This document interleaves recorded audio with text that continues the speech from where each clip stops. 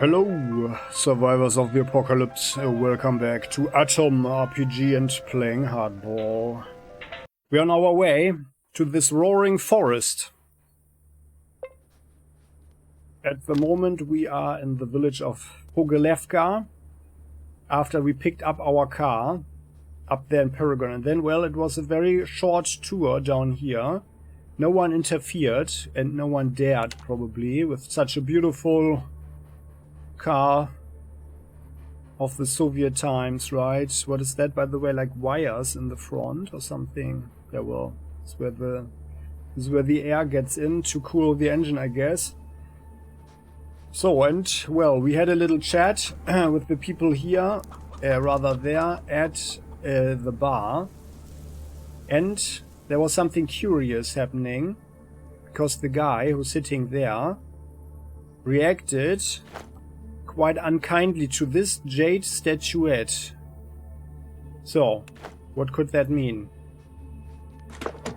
We were civil and put it away, but, well, we had the feeling that the guy might have become very, very hostile very quickly as well. So, let's drive over there to the roaring forest. What is that? It's a hole. Okay. A hole with a log over it. Aha. Oh, a stag.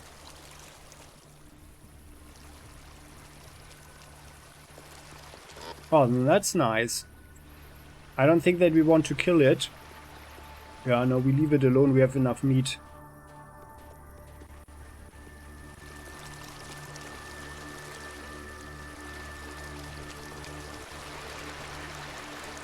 Quite nice animation, to speak of role-playing. Oh, what's this? So there's a cave system, apparently. A hole in the ground into which the water flows. And there seems to be some form of... Not sure if that is supposed to be poison or just like a weird effect, like from the reflection. But that looks like dirt in the water or something. Well, let's talk to these guys. Oh, and by the way, we need to eat something. Yeah, we are at 1000. Okay, well, let's start with the lady. Hello. The woman closely follows our every move, ready to dart off into the woods if we prove ourselves to be a threat. Although it's not fear, at least we don't notice this emotion on her face badly lit by the fire. A different, much stranger guess comes to our mind. The stranger is standing in the attention position, waiting for some order. Attention 6. Apart from this unexpected thing, we also notice a strange, low-pitched buzzing coming from a yellow parcel sticking out of the left pocket of the woman's raincoat. As she notices us, the woman flinches as if she woke up from a stupor. She quickly draws an outdated reusable metal syringe from within her coat and grabs it by the plunger as if she was holding a dagger. I'm warning you! Another step and I'll have to defend myself! The woman makes a short, sharp nod towards the thick steel needle that's facing us. I'll explain. Should this mixture of sodium peroxide and aluminium shavings get in the bloodstream of any of my adversaries, it will turn him into a living torch. Let alone a nobody like yourself. Well, that is a bit unkind, isn't it? The woman gets silent, evidently hoping that the speech she gave will make us flee. Well, and she talked about chemical agents there. Let us have a thought for a split second. Well, there, a thermite mixture in a syringe. Excuse my mocking laughter, but ha ha. The woman quickly evaluates our words and puts the syringe away in the chest pocket of her raincoat. I won't deny the mixture's practical application in a battle would hardly prove adequate.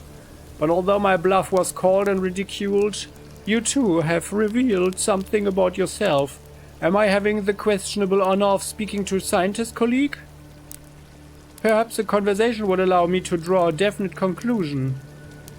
Well, indeed, let's talk, especially that I happen to have a couple of questions for you. The woman slowly exhales. I'm listening. Well, for starters, who are you, actually? The woman nods to us and gives a short answer. Anastasia B. Well, Anastasia, so your last name is a secret, isn't it? Well, nice to meet you anyway. They call me. The woman looks at us with indifference that we can sense even though we can barely see her eyes in the dark. Radovan Smrt. Or rather, shall we call ourselves Maxim Skinner Makeyev? Or the Finno-Ugric philologist Dagmar the Bookworm? Or Zbigniew the Tormentor? Yeah. Hello, we are Hardball F. The woman nods calmly. Names give a person little gravitas, Hardball, much less than people give them credit for, but I will remember yours, at least for the time of our communication. Well, that is very flattering. Speaking about the communication, there's something else we would like to ask. The woman shrugs indifferently. It looks like the conversation neither burdens nor entertains her at this late hour. I'm willing to hear it. Whether I'll answer it will depend on the question. But then, what's your profession? The woman takes her time to think about the answer, after which she shrugs. I doubt that my qualifications and titles will be anything more to you than just empty words. And I doubt even more that the place I came here from should be made known to the first stranger I meet. Let me put it simple. I'm a scientist. I began my journey into this anomalous zone 5 months ago, relying on questionable reconnaissance data as a part of the group of 6 of my closest colleagues and comrades. This information should be enough for you to draw necessary conclusions. Well, this calls for additional questions. May I? And we are thinking is she maybe atom material? Yeah, I mean, her looks are sufficient. But is she trustworthy enough for an invitation to Red Fighter, I wonder? Well, I'm ready to answer it. What can you tell us about this strange place? The woman presses her thumb against her forehead in an unusual, unknown to us gesture. I believe I wouldn't reveal anything new if I told you that this place, the Roaring Forest, is an anomalous zone. After all, anyone who has feet to feel the tremors of the earth under them can figure it out. I don't know the reasons for this anomaly, although I do know a multitude of theories. From the completely nonsensical cryptozoological fantasies of the dwellers of the local ersatz states, to the mystical explanations of the local priests who draw a connection between this area and the activity of the forces beyond human comprehension. I reached this place to dispel these theories. One of them in particular, the most ludicrous, the most absurd one. When I'm done with it, the reality, I'm afraid, will turn out to be completely uninteresting. Well, why not? It's a very interesting story. In fact, there's something else I'd like to ask. I'm ready to answer it. Well, have you heard anything interesting? I have to disappoint you. The woman taps herself on the forehead several times thoughtfully. Although, I don't see much of a problem in talking about this place. An exclusive, well hidden from the outside world community of specialists that I come from. Many years ago has fallen victim to what has started as an absurd, unsubstantiated theory and continued its existence as a pseudo-religious dogma. Perhaps you're familiar with the concept of quantum immortality coined by the Western researchers in the pre-war years? The idea is simple. The observable universe is just a point in infinity that, according to the larger anthropic principle, looks like the one of its kind only because its alternatives are not available to our vision. In reality, the number of universes is endless. Each time someone or something faces a choice, a new world is born. I'll present the following image. After choosing between the leg of a mutated ant and the rotten flesh of a stray dog, you've settled upon the latter for your dinner. According to the theory of quantum immortality, with your choice you've created a new universe where instead the ant's leg became your meal. Here's a more dramatic example. Tomorrow you are going to meet a gang and fall victim in a roadside ditch. Your death, according to this theory, will create a whole multitude of universes in which you'll either run away from your attackers, killed them, or never met them at all. One way or another, you continue to exist for a potentially infinite amount of time in the frames of infinite number of worlds. Of course, the extent of the theory is much bigger. For each universe where you were born a male, there's one where you were born a female or weren't born at all. For each universe with the nuclear bomb, there is a dozen where such technology wasn't necessary to the developing humankind. There's an infinite number of examples. Of course, it's nothing but a thought experiment. However, for one of my community's prominent scientists, it has turned into a mania, an obsession to discover the bridge between our world and an alternative one, where the war of 1986 never happened. After a range of suicidal expeditions to the surface, this forest was unfoundedly named the junction point of the multiverse. I volunteered for a mission to this place to prove once and for all that our leaders' theories are insane, and nothing will stop me. Well, you sure can talk, wow. Another question. I'm ready to answer it. Well, do you actually trade anything? No, you don't. Well, so let's talk about something else now, okay? I understand, I expected something like that. What else would you like to know? Actually, there's nothing comes to mind, so we'll have to go and explore the area, but enjoy your evening. See you maybe later, Anastasia. And think about all the options that we would have that would create alternative universes, right? Like all the options that we have here right now. Like all the options, but yeah. So here, there's a gentleman. The darkness and the flickering light of the fire prevent us from determining not only this man's age, but even his facial features. The sole thing we can see clearly is his worn-out trench coat. It's grey except for about a dozen patches sewn on it. Everything about him looks blurry, covered in haze. The only thing we can see clearly is his worn-out trench coat. It's grey except for about a dozen of patches sewn on it in haze. It's worn into holes. We notice something. Aside from that, our gaze is drawn to a whole armory of radio parts sticking out of the man's pockets.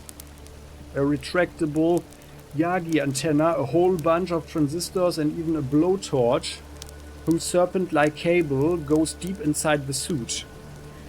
As he notices us, the man flinches and with a precise, well-practiced move draws from underneath his coat something that looks like a pile of metal scrap pressed into a cylinder half a meter long. The man's frightened eyes meet ours as he points the mysterious aggregate right at us.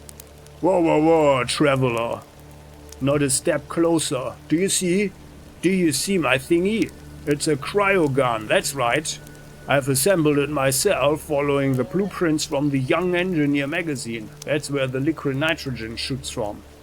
The man points at the rust-eaten tank of butane attached to the device. You'll freeze in an instant. Then a small hammer will shoot from this barrel here and blow you to smithereens. Not a single doctor will be able to put you back together after that. Once a man, now a Lemmerchon's box.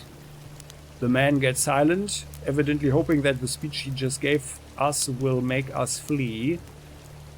Well, and for a split second we are thinking about this, and then we say, "Excuse us, but does the little hammer shoot out with the help of hydraulics or gunpowder gases?" The man rubs the bridge of his nose for a moment, after which he exhales with disappointment and lets go of his cylinder. As it touches the ground, the cryogun falls into parts. A relay, an exhaust silencer, a small pile of transistors, and an extension cord. Although each suggestion is ingenious, you are mistaken. It was all but bluff.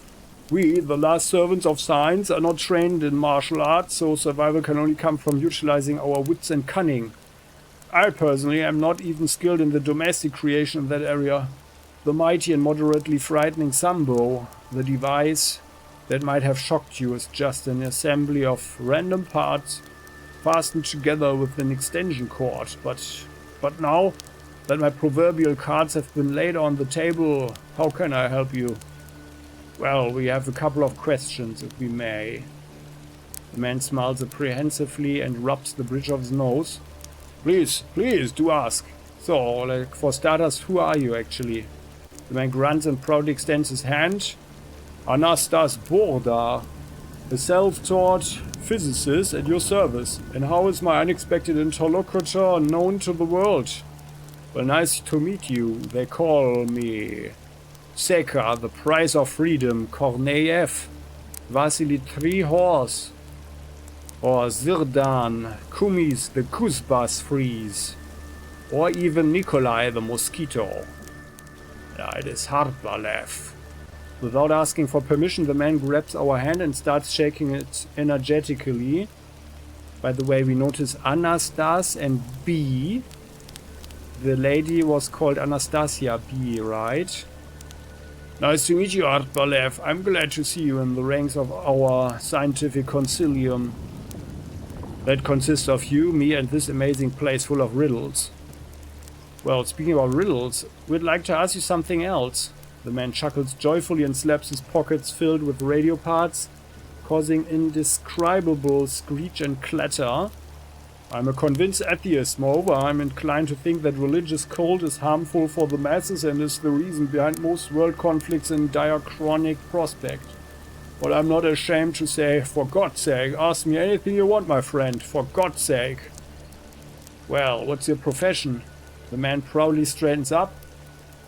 Once a turner's apprentice, now a free researcher. So there.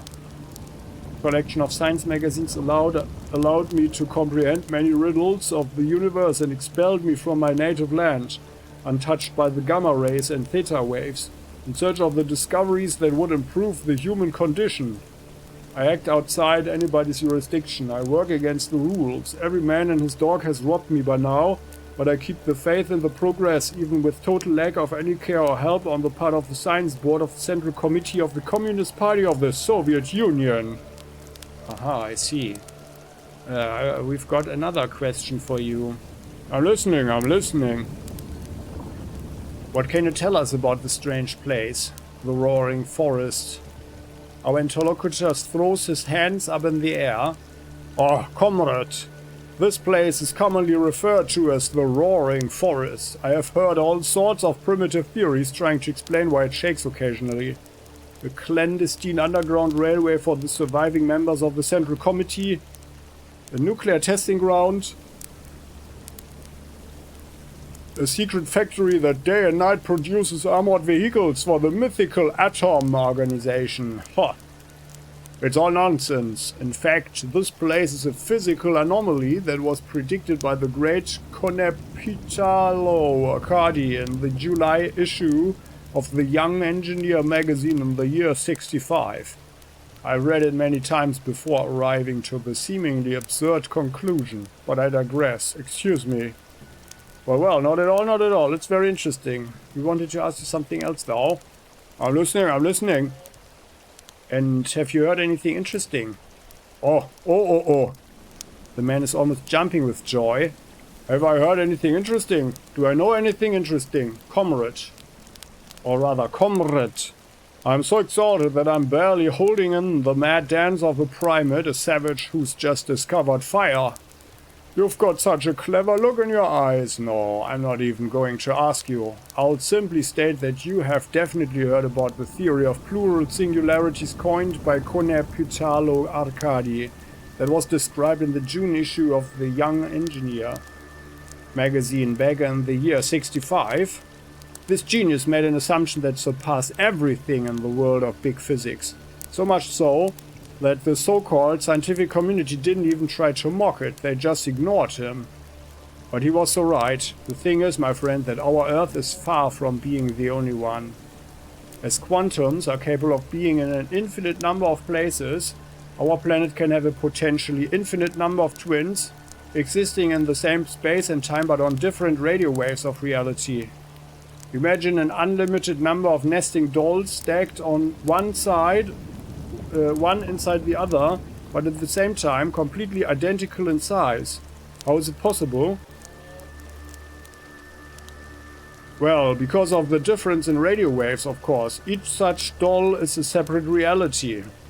And somewhere on a different radio wave, there is an Earth where you were born with a different hair color or different gender. Heck, there's even one where this darn war never happened. They all exist in one spot but are divided with an invisible barrier of the radio wave frequency. But if a person from one version of the Earth can never get to the other version of the Earth and explore it, then how do we prove that the theory is correct?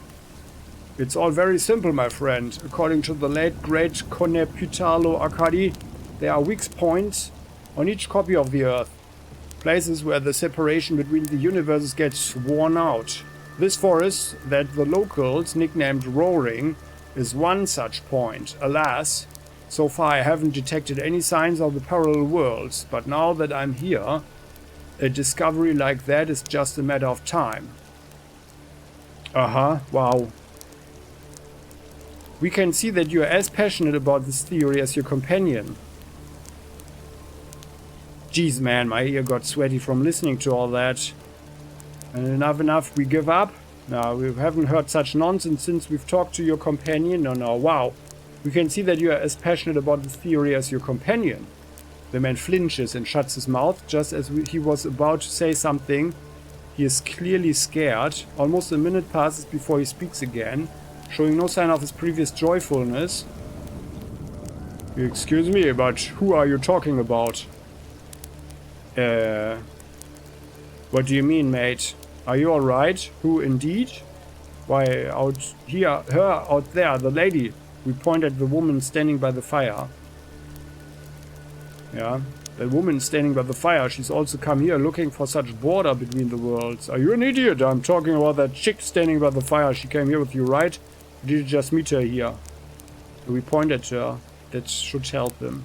The man stares over our shoulder fearfully. His glance bounces off the foot-worn piece of the land where the woman is standing, but doesn't focus on her once. The woman is deep in her thoughts and is not even looking at the two of us. Perhaps you had good intentions that are only clear to you, but you really scared me, my friend. There's nobody there, and there was nobody there before either. I was whiling away this night on my own before you came here to keep me company. Wait a second, she's standing right here. There. The man quietly swallows the lump in his throat and looks at us apprehensively as if we were a dangerous lunatic. Alright, whatever you say, yeah, there she is, that woman. I see her, wow, she's cool, yeah. Our interlocutor coughs embarrassedly and carefully steps away from us. But, the hell with you, let's change the subject. Scientist addresses us in an apologetic voice. My friend, don't be angry. I really have no idea what you're talking about. Now tell me, what information do you need from me? Well, there's a couple of questions we would love to know the answers to. The man smiles apprehensively and rubs the bridge of his nose. Please, do ask.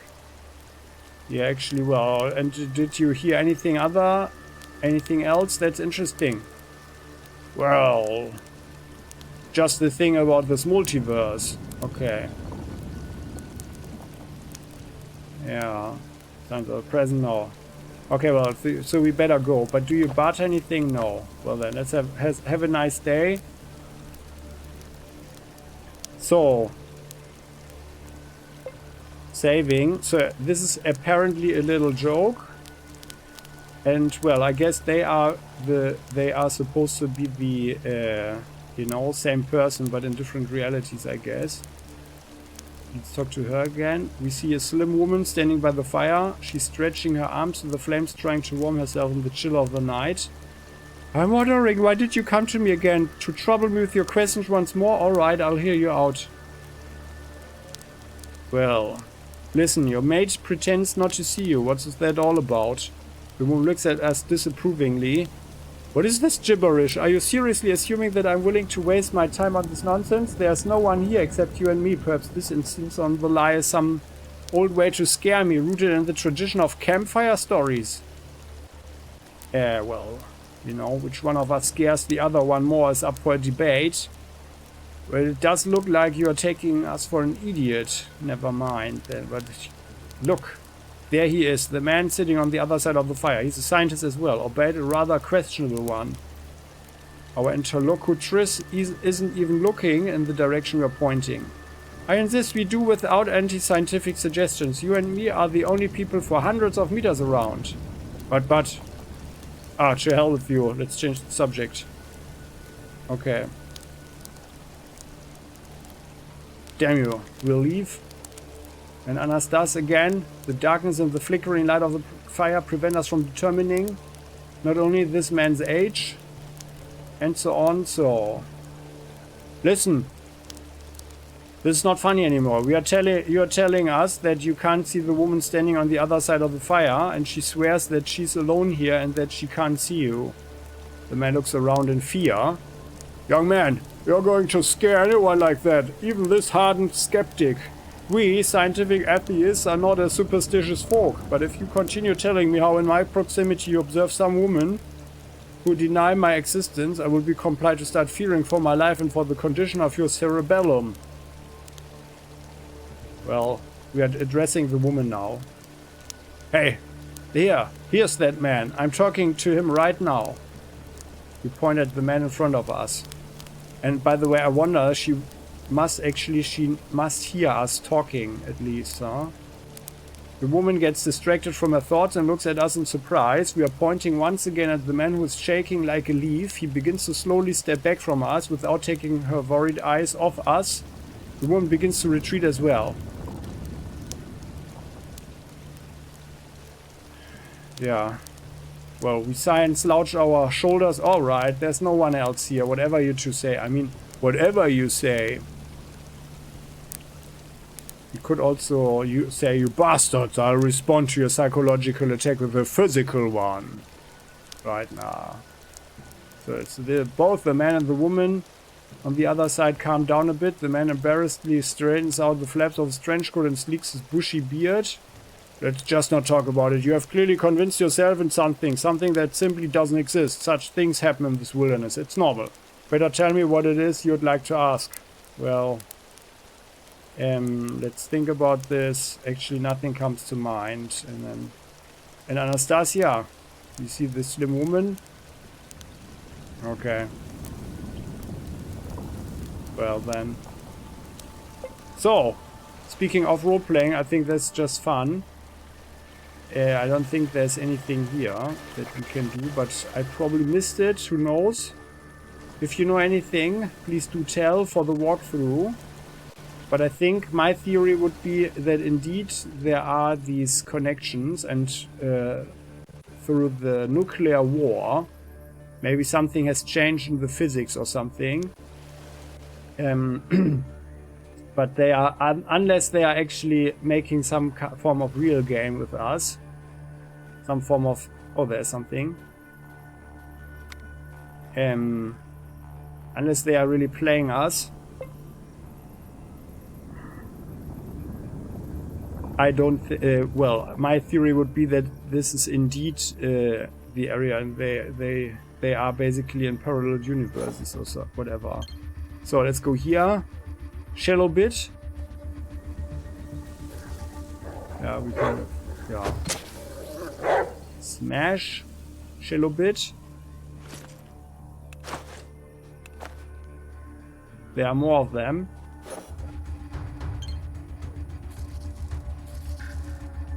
Now we can actually just do a regular punch. Go there, and in return. Over. Are you really wasting ammo on these things? Come on. Beetle. We are using this here. Yeah, by the way, I put the percussion revolver there.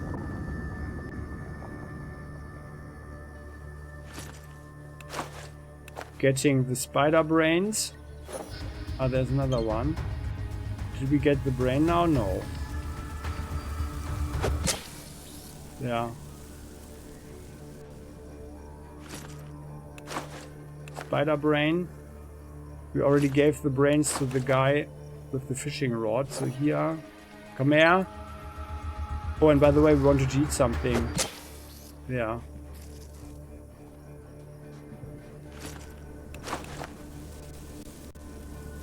We wanted to eat something. Let's go back. They had the campfire.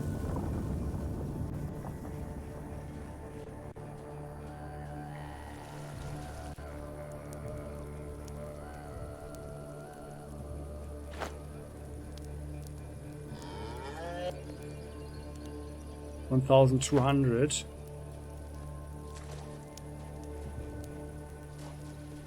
And we also lost a little bit, so let's have roast meat. That's good. That is good. And we are at full health. Everyone's at full health, that's good. By the way, what was this? Fatality Master. Toasty, all out. Close combat assaults are so brutal they can literally cost your opponents not only their lives but even their limbs. Well, I would argue that limbs is actually not worse than the life, but yeah. Let's go here. What's going on here? Oh, there are wolves. So maybe, actually, let's go somewhere else first. Ah yeah, there are people here. Not that we can't kill the wolves, but maybe we talked first with people. What's going on here? Aha. Aha, what was that? A toadstool that looks like a location.